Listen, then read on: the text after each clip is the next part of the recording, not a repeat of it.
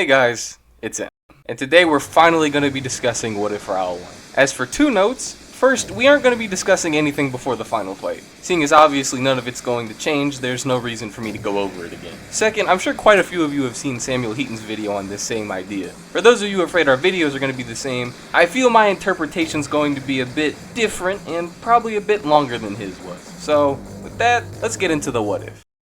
We start off at the final encounter of Agent K1 with both Raoh and Ken trading blows with each other. But instead of Kentro dodging Raoh's punch, he takes it directly to the chest and it knocks him into the ground bloody. Ren and Bat look on horrified as it's quite obvious Ken can't continue. Raoh kneels next to Ken and speaks to his brother, telling him he was a worthy successor, but the heavens must have chosen Keno to rule Century's End. Ken looks over at Yuri and smiles at it. They look at each other and Raoh brings Ken over towards them. Everyone gives their final farewells to Ken, and Raoh puts Ken on Kokoro and leaves to bury his brother next to Toki. Bat looks at Raoh and swears vengeance upon him, with Raoh looking at him with pain in his eyes. After burying Kentro, he swears he'll honor his legacy. He then begins reconquering the rest of the wasteland, due to many turning against him upon meeting Yuria. And in the process, he ends up coming across a fortress in the middle of the wasteland. The fortress of the Celestial Emperor. Raoh and his army don't seem intimidated by the fortress and begin to charge right through it. Raoh begins thrashing through the fortress and demands to know who runs it before he runs into Falco. As the two men lock eyes, they both note that they've seen each other before. Raoh asks Falco if the small man he warned him of controls this fortress. Falco doesn't respond and takes a fighting stance. As they begin fighting, Jacko looks down to see the both of them and is terrified that Keno's come for him again, and begins devising a plan to get rid of the both of them. Raoh struggles to deal with Falco's Gento and commends Falco for his strength, but in the middle of the fight,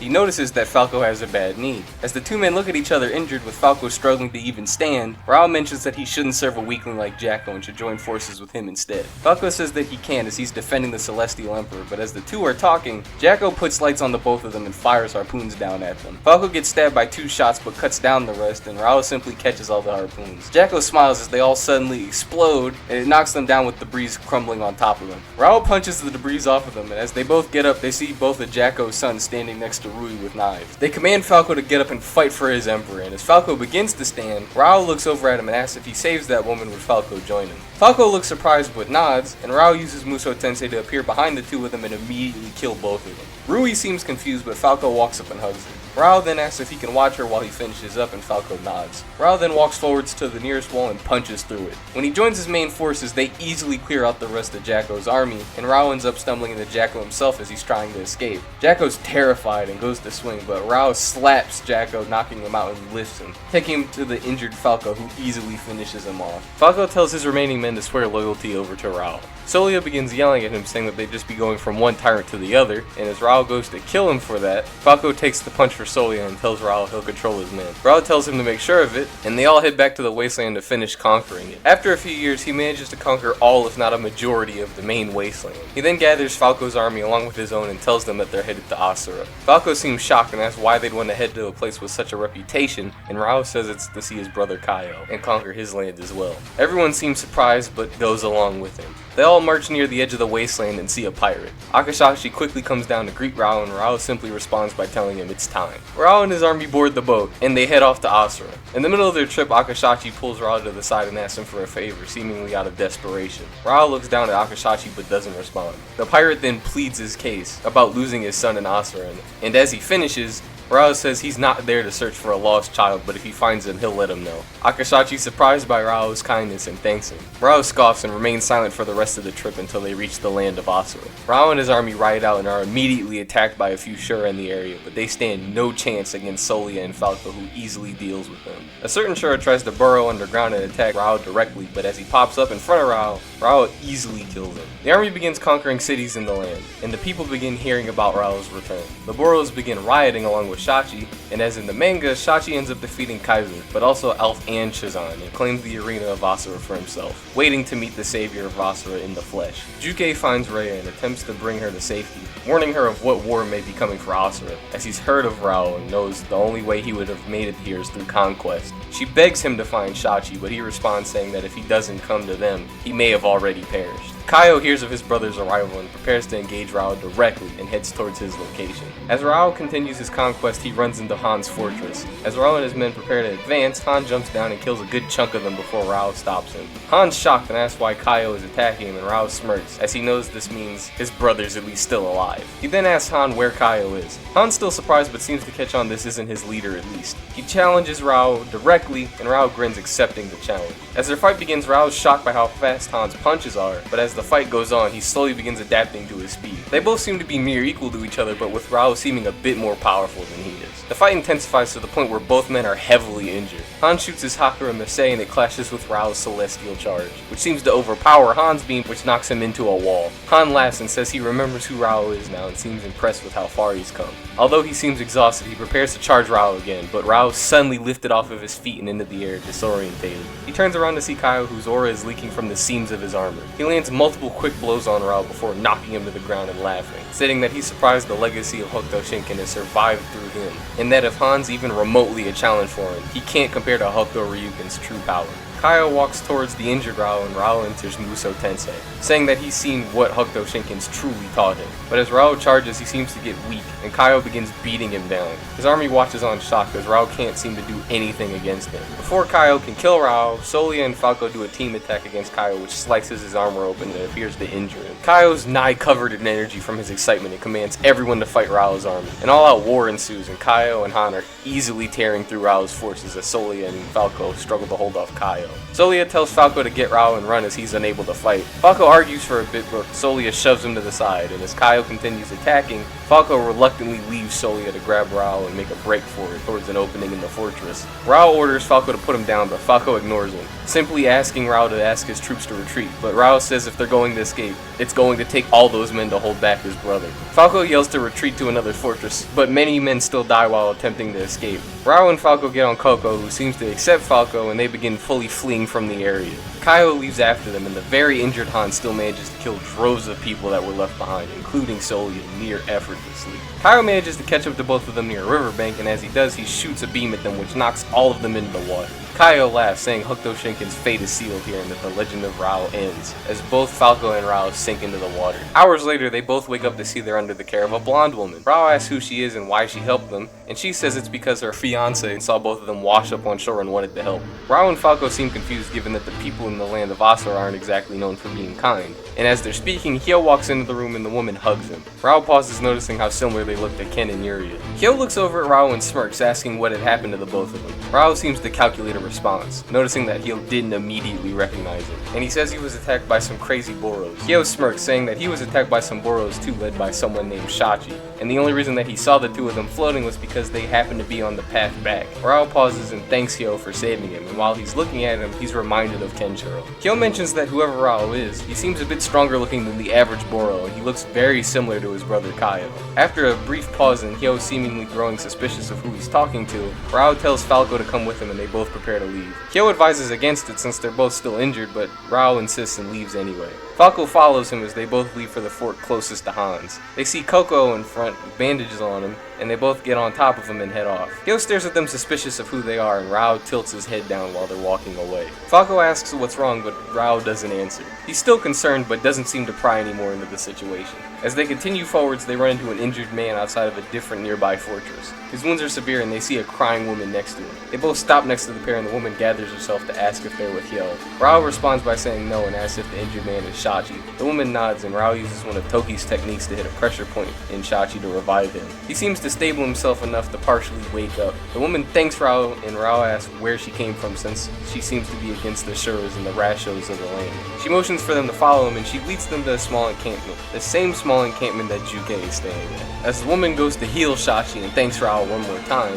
Raoh approaches Juke, and Juke appears shocked to see Raoh in the flesh. He greets the teacher of Hokuto Ryuken before asking how Musou Tensei lost to Kaio and why he was unable to use it against him. Juke tells Raoh he's surprised that Kaio came to him directly before stating that Hokuto Ryuken was an art made to keep Hokuto Shinken in the balance. Even its ultimate technique has been kept in check by the existence of Onryu Tenha. Raoh asks how to defeat it, but Juke simply says he doesn't know as it's an undefeatable technique to his knowledge, but as the successor, Raoh should have some strength to defeat it. Raoh seems aggravated by this response but doesn't do anything further. Raoh sighs and says that he has to defeat Kaio and conquer Asura as it's the only way to bring true order to the wasteland, under his fist. Juke stares at Raoh, seemingly taking in that Kaio must have defeated him before he came here, since he asked how to defeat Anri Tenai, and asks if he was the chosen successor. Raoh simply responds that saying he's the only remaining brother of Hokuto Shinken. Juke seems mortified and says that Raoh has no hope of defeating Kaio if he wasn't even chosen to be the successor. Raoh responds by saying he defeated the successor so he's proven himself worthy, but Juke just shakes his head before standing up.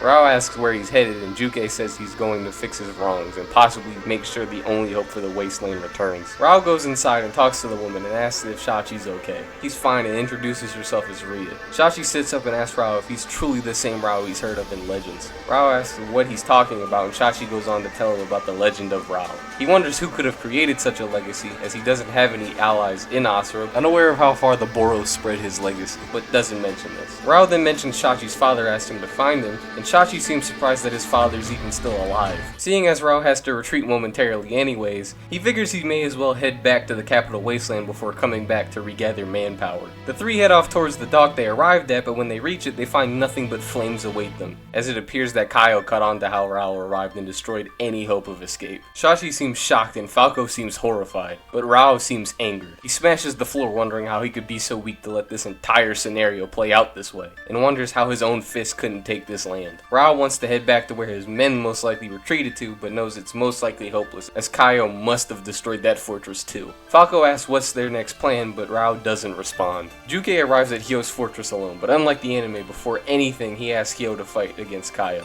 Hyo looks surprised and asks his master why he'd ask such a thing. Juke says it's a dark age for the wasteland, and he believes that at this point, Hyo is the only one who can save it. Hyo's shocked that his master seems so distraught, but he would never attack the only man he considers a brother. Juke takes a fighting stance and says he'll bring back Hyo's memories. The two fight, but similar to the anime, he fails to remind Hyo who he truly was. While he's dying, he tells Hyo he's sorry for making him forget about his true brothers, and he apologizes for dooming the world. Hyo asks Juke how, and Juke simply responds by saying that Kaio and Raoh are going to destroy everything. And without Hyo's help, the wasteland, Hokuto, and the land of Asura will fall in the ruin, as the legend of Raoh falls apart before all of their eyes. Juke cries as he dies in Hyo's arms, and Hyo seems hurt and confused by what's just occurred and sets out to find Kaio and Raoh. Kaio easily begins tearing up Raoh's forces in the meantime, as without Falco or Solia to help guard them, they're nigh defenseless. Han remains in his fortress after recovering, as Kaio told him to defend his own area until he could personally deal with Raoh himself. Hyo then arrives asking if he's heard where Raoh or Kaio have gone, and Han seems surprised that Hyo isn't caught up to speed. He then informs Hyo about how Raoh fought him and has been conquering a good portion of Asura, before Kaio and Han himself fought him off. Hyo asks what Raoh looks like, and Han's description of the man matches the man he helped earlier. Han asks how Hyo didn't remember what Raoh looked like, and Hyo notes that Raoh looked at him the same way when he asked who he was before he left. Before Hyo lets these thoughts consume him, he tells Han about what Juke told him about Raoh's death leading to the darkest age in Hokuto's history, and that Kaio will lead them to ruin. Han seems confused, asking what their master could have been referring to, but Hyo says he simply doesn't know but wants to find out. Han seems bothered but doesn't really want to intervene. Hyo seems hesitant but keeps going, onwards into the wasteland of Asura.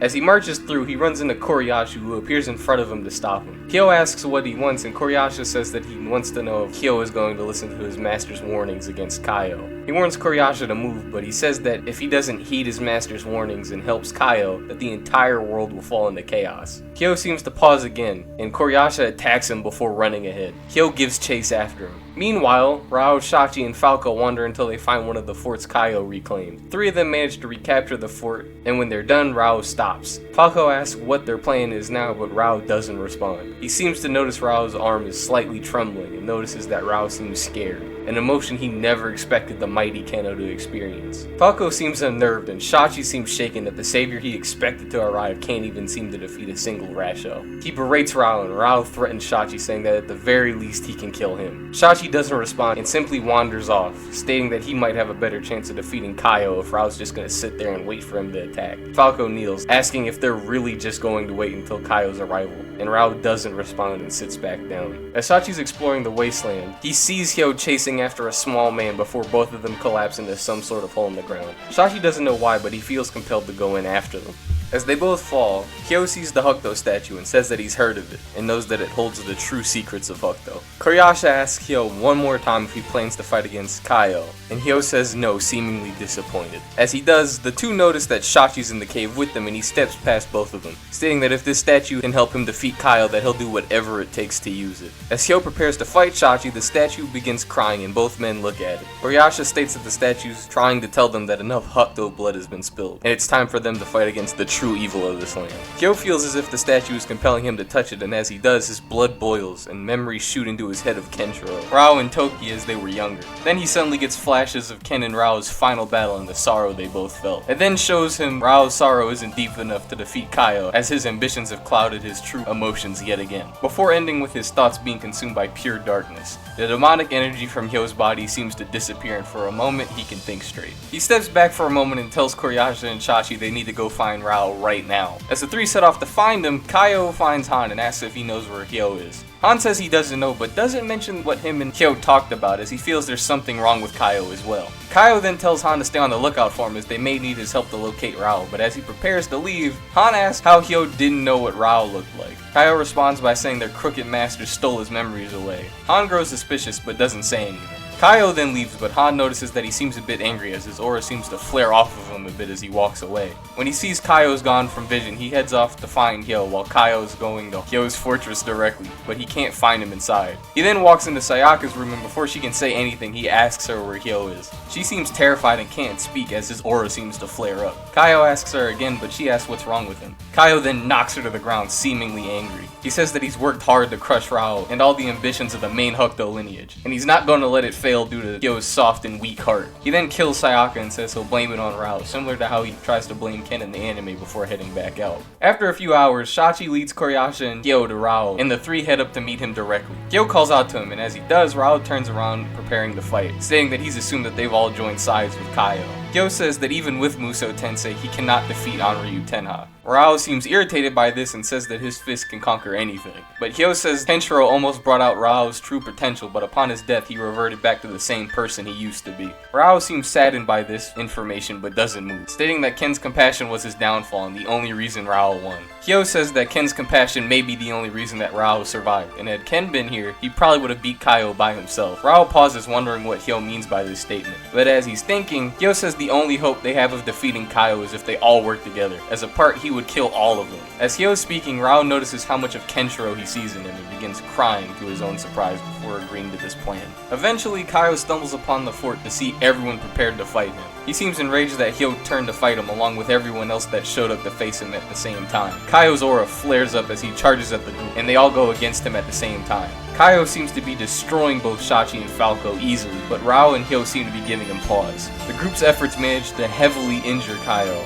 but he manages to land Anryu Tenha on all of them. As they float up into the air, Hyo attempts to counter with his own demonic aura, but his aura weakens significantly after touching the statue, so it's nigh ineffective. Before Kaio can shoot his blast to finish them all off, Han comes in and crashes into Kaio, which knocks him into the ground, and Han looks at Kaio asking if he could really kill off his entire lineage in one blow. Kaio angrily responds with his aura, intensifying as he charges at the group again. Shachi, Han, and Koryasha fall defeated in the second onslaught, leaving Raoh and Hyo left standing. Kaio seems tired at this point, but refuses to lose to the two of them. Hyo pleads with Kaio to just surrender, and maybe they can all fix Hokuto together. Kaio says he doesn't want to fix Hokuto. He wants Hokuto Ryukin to rule the world, with him on top of it, and if Han and Hyo can't see that, they can die like the weaklings they are. As the fight continues, Hyo collapses, and both Kaio and Raoh are left barely standing. As Kaio prepares another Anryu Tenha, Raoh shoots his energy around himself. Kaio goes to match it, but as his energy starts to swell, Han gets up and grabs Kaio's back, which stops him from gathering his energy. Kaio begins swearing at Han, calling him weak for letting Hyo's words reach him. But Han says that he saw what Kaio left to Sayaka and that he's a madman. Raoh channels all of his energy into his fist and punches into Kaio's chest, which sends him and Han flying backwards.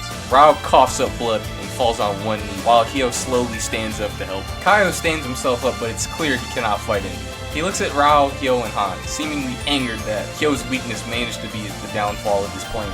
Raoh says that it wasn't Kyo's weakness, it was the compassion of Hokuto that led them to victory, something neither of them could ever understand. Raoh walks up to Kaio as does Kaio, and they both kneel in front of him. Kaio says that Kaio is the only man that Kaio would ever respect as a title brother, even after everything he's done. And Raoh says that Kaio's strength and ambition outmatched even his own, and that he's disappointed he couldn't match it by himself.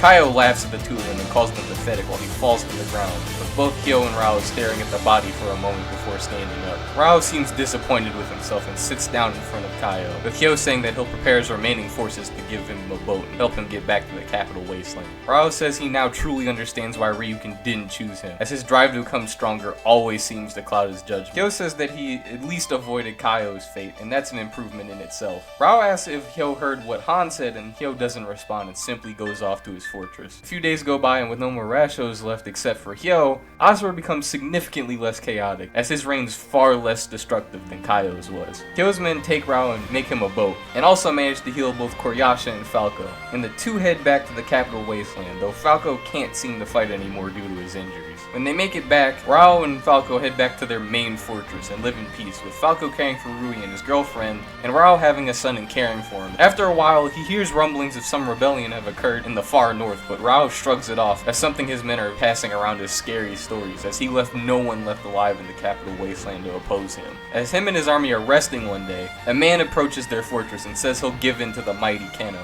They take him to Raoh directly, and Raoh seems to know this man. Baron stands in front of him, excited and proud of Keno's rule. He says that Raoh's strength has set an example for him, and that he's managed to conquer some land of his own far from here. Raoh looks at Baron with disappointment for how much of himself he sees in the man, but allows him to join his army, taking on the role as a mentor, hoping that he can help redirect who Baron is. But unfortunately, a few days afterwards, he hears of an army to the north of where they are, closing in on their position. Instead of going out, he waits for the army to arrive to him, and when the fateful day comes where they reach outside of Raoh's fortress, he heads outside to see who's against him, and he sees Rin and Bat, who are all grown up now with forces that we know as Ain Shoza, the Harn brothers, and others at their aid. Raoh stares at the two of them and sees whatever sorrow they had in their hearts before has been replaced with rage for what Raoh's ambitions have cost the wasteland. Raoh warns his army to stay inside as he'll face the hordes alone. The Hokuto army charges at him and he manages to fend them off, but they do seem to be slowly degrading him. Falco walks out and yells for Raoh to use his powers that he tried on Kaio, but